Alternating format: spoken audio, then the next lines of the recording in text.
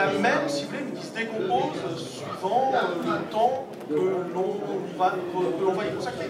Si par exemple je considère que la volatilité est importante, je vais prendre des options, je vais peut-être couvrir plus ou moins en delta. Donc cette position au départ, c'est une position qui va durer longtemps. Très longtemps, 1 mois, 2 mois, 3 mois. Mais elle va évoluer cette position. Il faut la travailler, il faut apprendre à le faire. De toute façon, aujourd'hui, moi, après, vous voulez, hein, c'est comme ça qu'on gagne de l'argent. N'empêche que je ne vais pas ne rien faire, je scalpe aussi. Je vais peut-être scalper 8 à 15, 25, 50 points. Moi, 50 points de DAX, on les fait parfois en quelques secondes, donc voilà. Je vais aller chercher 50 points. Moi, ça m'est arrivé de faire des trades où je vais chercher sur le CAC, alors là, sur des périodes plus longues, 300 points. Vous voulez dire, hein, gérer une position gagnante, c'est très compliqué. C'est-à-dire, toujours tenter de prendre le pognon. Donc, je vous garantis que laisser porter une position, c'est ce qui est le plus compliqué. Par contre, rester en mode espoir parce qu'on perd, c'est angoissant, mais c'est facile. Parce qu'on s'est fixé un repère qui est de retrouver son pognon. C'est un repère négatif, c'est un mauvais repère, c'est une mauvaise attitude. Mais c'est facile parce qu'on a le chiffre qu'on veut atteindre. On sait ce qu'on veut, ce qu'on n'aura peut-être pas d'ailleurs, mais on sait ce qu'on veut. Vous voyez la différence? Ça, c'est oui, mais c'est facile parce que tout porte aussi comme ça. Excusez-moi, Gabriel, je vous interromps un petit peu parce que l'heure tourne très très vite. Il nous reste à peine 9 minutes et puis on n'a toujours pas interrogé David. Et il y a pas mal de questions dans le public. Donc, excusez-moi, je vais passer la parole à David un petit peu. Son écran est affiché. Okay, so thank you everybody for being here.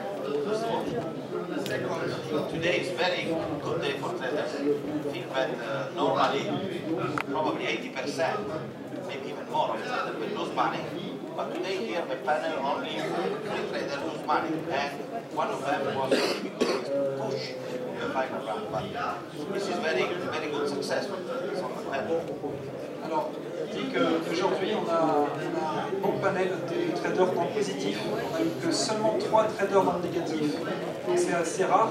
Et d'habitude, c'est bien 80%. Ils perdent de l'argent, voire plus. Second, my style of trading is very simple. Only a book, and I avoid the levels, just bid-ask, and a chart with naked chart with only view up and standard deviation, nothing else. Donc son trading est assez simple. Il n'utilise que 2 objets, le carnet d'ordre d'un côté et un seul chart qui est nu comme il dit, avec standard deviation aussi. Yes. Standard deviation. View up and standard deviation. View up. View up. And so these lines, red, green and blue are the standard deviations. So we can have to play This for is the the view up and these are standard deviation of a view up. D'accord, donc view up et puis standard deviation de la view up. Very simple. I feel that trading is a question not to be so complicated. I have a software for my trend discovering and trend following trading, but today is not a day to do trend following because you need to scalp the market because of the competition. So for a competition, the more simple you are, probably the best you are. This is my opinion.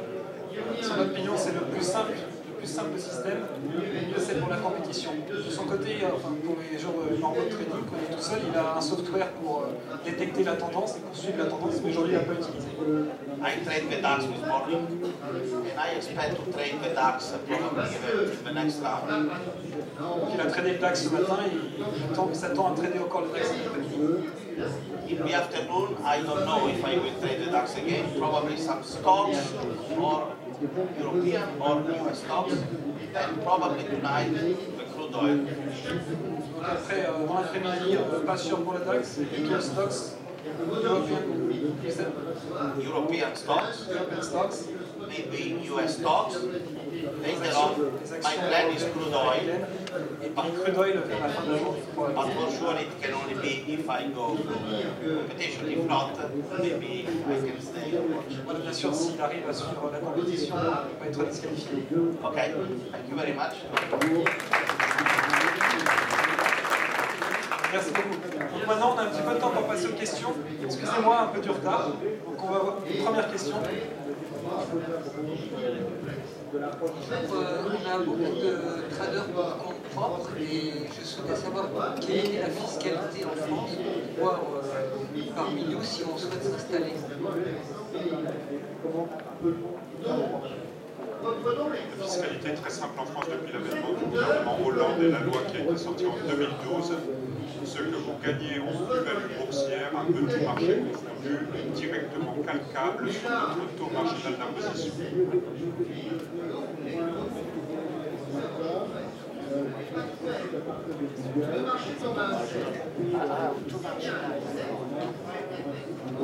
En gros, on paye des impôts comme son salaire classique. J'ai un salaire de 5 000 € par mois, je le mets dans mon imposition, je suis imposé, que ce soit un salaire ou une value, c'est la même chose. Il n'y a pas d'abattement, il n'y a que dalle. Et c'est pour ça que, par exemple, je peux monter une société, peut-être aussi construire les frais, etc. Ça, c'est une autre question. Sinon, voilà, c'est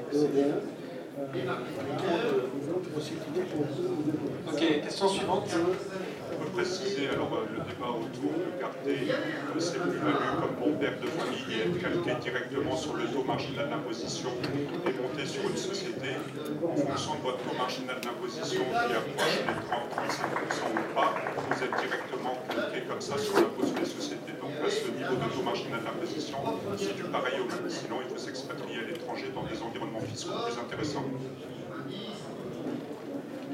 Oui. Moi j'ai juste une question technique, parce que, a priori, vu le panel de gagnants, visiblement les carnets d'or paraissent beaucoup plus classification du très court terme et du scalping par rapport à des prises de position un peu chartistes. Je voulais savoir que sur du moyen terme, en fait, est-ce que vous restez strictement sur du scalping pur ou visiblement c'est deux stratégies complètement différentes, notamment par rapport à l'intraday. Parce que apparemment, quand même, la méthode de carnet d'ordre paraît plus efficiente et peut-être moins risquée en termes d'exposition au marché. Voilà, je veux savoir. Ça dépend. Qu'est-ce que vous entendez par moyen terme? Moyen terme, sur du très court, sur du swing, sur 2-3 jours éventuellement. Voilà. Le carnet d'ordre, déjà, ne garde pas de position d'une journée à l'autre. C'est-à-dire que le soir, on a clôturé nos positions et chaque journée qui commence, on démarre à 0 et le soir on a plus de positions. Les positions, on les conserve jamais sur 1 jour, 2 jours, 3 jours. C'est vraiment des positions où on rentre. Déjà une position qui dure 10 minutes, un quart d'heure, c'est du moyen terme. Je vais préciser ma question en fait, c'est au bout du bout, est-ce que c'est plus rentable d'être sur des niveaux d'exposition, des carnets d'or très très court terme sur le scalping, on travaille davantage d'exposition sur du swing. Tout dépend du trader. Vous avez probablement entendu parler de Navinder Singh Sarao, qui en reproche d'avoir créé le flash crash. C'est un des plus gros traders au carnet d'or au monde. Il a fait 42 millions de pounds en 4 ans. Paul Rotter, pareil. On a aussi notre français Vincent Bourbigo qui est proche de ces montants-là. En fait, la stratégie trading, c'est pas... La stratégie trading, c'est important d'avoir une bonne stratégie trading, comme disait Jean-Luc tout à l'heure. Tant que vous avez une bonne stratégie trading, que ce soit du carnet d'or ou garder des positions, après c'est comment vous l'appliquez. Après il y a d'autres facteurs, il y a le money management, il y a la discipline, il y a beaucoup de choses qui font que vous êtes rentable. Mais la stratégie du trading au carnet, c'est une des stratégies parmi tant d'autres. Et là, il se trouve que sur du trading durant la journée, c'est beaucoup plus favorable pour nous. Parce que nous, c'est ce qu'on fait durant toute la journée. Maintenant, nous, garder des positions sur 1 jour, 2 jours, 3 jours, on ne le fait jamais. Donc s'il y avait une compétition de trading, on devait garder des pauses sur 1 jour, 2 jours, 3 jours, c'est pas notre spécialité. Nous, ce qu'on sait faire, c'est pendant 1 heure, 2 heures, 3 heures de temps, gagner de l'argent. Donc ça, c'est la stratégie du trading au carnet, elle est vraiment adaptée pour ça. Après, maintenant, si vous avez une opinion sur le marché, en disant le CAC 40 va monter ou va descendre dans 6 mois, faire du carnet d'ordre, ça n'a pas trop d'utilité. C'est vraiment pour des traders qui veulent trader 1 heure, 2 heures, 3 heures, ou pour ceux qui ont plus de capacité que d'autres à traiter 10 heures par jour. Mais si vous voulez traiter 1 heure par jour, vous pouvez faire du carnet d'ordre. Si vous voulez traiter qu'1 heure par jour, ça ne sert à rien de faire des analyses pendant plombe si vous savez que vous allez traiter qu'1 heure par jour. Donc c'est vraiment adapté pour ceux qui veulent prendre des positions très rapides. Merci. Roger Maridet, voilà, je vous ai observé, je suis un trader plus qu'un trader maintenant, et quelque chose qui m'a beaucoup étonné, c'est que les cadres qui ont fait une bonne opération se sont immédiatement arrêtés derrière. Est-ce que c'est le stress parce qu'il y a des gens qui nous observent, ou est-ce que c'est votre stratégie? Lorsque vous faites une bonne opération, est-ce que vous vous arrêtez tout de suite immédiatement derrière pour un quart d'heure, 1 heure? Et la deuxième question que je voulais poser, c'est à propos de Ron. Lui, d'habitude, il est toujours agressif et cumulatif. Et là, justement, ce matin, peut-être parce que c'était pas son horaire ou parce qu'il a l'habitude de ne pas traiter le matin, mais on a l'impression qu'il était relativement amorphe par rapport à d'habitude, où on l'a vu toujours très brillant. Voilà. Je vous remercie. Bah, je vais répondre pour moi, j'ai fait qu'une série de trades. En fait, durant cette série de trades, j'ai fait plusieurs petits scalps. Mais après, le marché ne donne rien, donc je ne vais pas en prendre en fait. Moi, j'attendais des craquages d'euro-dollar, ils ont eu lieu, j'ai shorté, j'ai sorti. Tant que ça craquait, j'en ai fait plusieurs. C'était un bloc de trade, mais en fait, il y en a plusieurs. Si vous regardez vente, achat, vente, achat, vente, achat. Après, si le marché ne donne rien, bah, j'interviens pas. Donc c'est vrai que nous, comme disaient Tarek et Jean-Louis, c'est robot un peu à la fin. On a une stratégie qui marche, et on ne va pas sortir de là. Donc là, par exemple, comme on est en mode court, c'est différent. Normalement, par exemple, j'attends des trades avec 80% de réussite. Là, comme on est limité dans le temps, je vais prendre des trades avec 60% de réussite. Ils sont un peu plus dangereux. Mais s'il y a rien d'autre, on ne traite pas en fait, c'est ça. Et à chaque fois qu'on voit que les gens perdent, c'est des gens qui essaient de sortir de leur stratégie. Ils se disent, bon, bah normalement, je gagne 4 points, je vais essayer d'en gagner 10. Ça, c'est des trucs qui ne marchent jamais. Donc on a une stratégie, il faut s'y tenir, ça marche. Et ça peut être un peu parfois redondant. Mais le but, c'est pas de s'amuser, c'est aussi de gagner de l'argent en fait. Après, pour Rob, si tu veux traduire. Mais il a répondu tout à l'heure, il disait que c'était pas des horaires qui lui convenaient. Il dit que lui, il a l'habitude de trader les US, il traite plus trop l'Europe, donc il a eu du mal avec ses places d'horaire. Mais il fera. Voilà, mais il fera ça la prochaine séance. Très bien. Une question là-bas.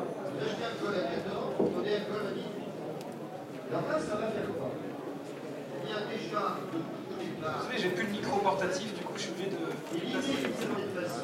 Oui, bonjour Kevin. C'est une question pour l'ami de Tarek ou le scalper en général. J'ai toujours eu il y a ce mythe de risk-reward ratio, de 1 à 2, de 1 à 1. Et pour le scalping, est-ce que c'est pareil? Est-ce que par rapport au stop aussi, est-ce que vous mettez des stops ou c'est mental ou est-ce que vous mettez des stops physiques? Et est-ce que le risque reward, est-ce que vous regardez vraiment l'importance de 1 à 1 ou est-ce que des fois c'est moins?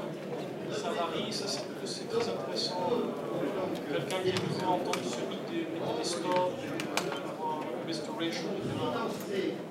Merci. Concernant le risk reward, chaque trader il a son propre profil de risque.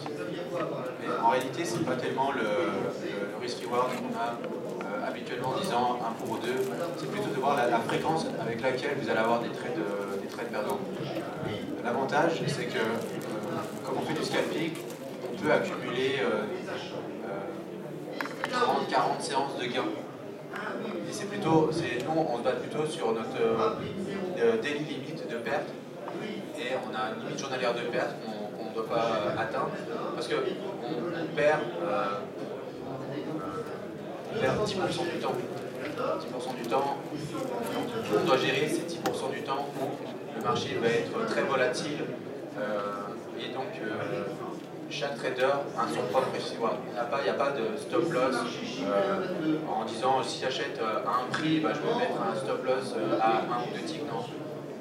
Nous, on a un stop loss à la journée de perte, on ne doit pas dépasser. Et donc voilà, c'est comme ça qu'on fonctionne. Et à Londres, dans toutes les essais arcades, chaque trader a un stop loss qui lui est attribué et il n'a pas le droit de dépasser ce montant-là. Donc chaque trader, voilà, pour la journée, c'est un daily stop loss. Et chaque trader a une limite de risque et un nombre de contrats futurs qu'il n'a pas le droit de dépasser. Donc c'est comme ça qu'on fonctionne en salle des marchés. Et donc c'est ça qu'il faut répliquer. C'est pas tellement de savoir quand vous rentrez sur un trade, si vous perdez un tick, 2 ticks, c'est savoir sur une journée combien une journée de perte elle représente de journée de gain. Et généralement, un bon trader, une journée de perte, elle ne doit pas dépasser 3-4 journées de gain. Et un très très bon trader, c'est une ou 2 journées de gain. Donc ça fonctionne dans ce sens-là. Effectivement, il y a un petit mythe autour de ça, de dire quand on engage un trade, il faut l'engager avec un reward de 2 par rapport au risque de 1. Il n'est pas exactement là. La rentabilité d'un trader, elle se mesure sur la courbe de rendement qui est une étude potentielle inversée qui est à peu près comme ça, avec l'axe des X, le pourcentage de réussite, et avec sur l'axe des Y, le gain moyen sur la perte moyenne. Tant et si bien que vous comprenez qu'il y a un trader qui réussit dans 50% des cas, avec un gain moyen sur perte moyenne de 1 sur 1, il est tout juste rentable. A contrario, un trader qui réussit dans 25% des cas, il lui faut un facteur de 4 fois 1 pour gagner. Donc il faut, et ça se calcule, j'en parle un petit peu cet après-midi, que vous connaissiez votre pourcentage de réussite. Et pour tout pourcentage de réussite supérieur à 50%, vous avez potentiellement besoin d'un reward inférieur à 1 par rapport au risque engagé. Vous êtes rentable. Je connais des traders, ils sont dans cette salle, ils travaillent avec 85-90% de réussite. Je peux vous dire qu'ils ont besoin d'un reward qui est très très largement inférieur. J'en parle cet après-midi. On va prendre une dernière question. Et je suis quand même d'accord avec Tarek pour dire qu'on peut mesurer aussi le risque, le reward, etc., essentiellement par rapport à la perte maximale admissible par unité de temps couru. Alors oui, c'est à la journée, en général c'est à la journée, ça peut être ramené à la semaine, ça peut être à la mois. Quand vous avez atteint cette perte maximale admissible par unité de temps couru, vous devez vous arrêter, sinon vous êtes en danger. Merci beaucoup. Par exemple, certaines banques que je connais, ils ont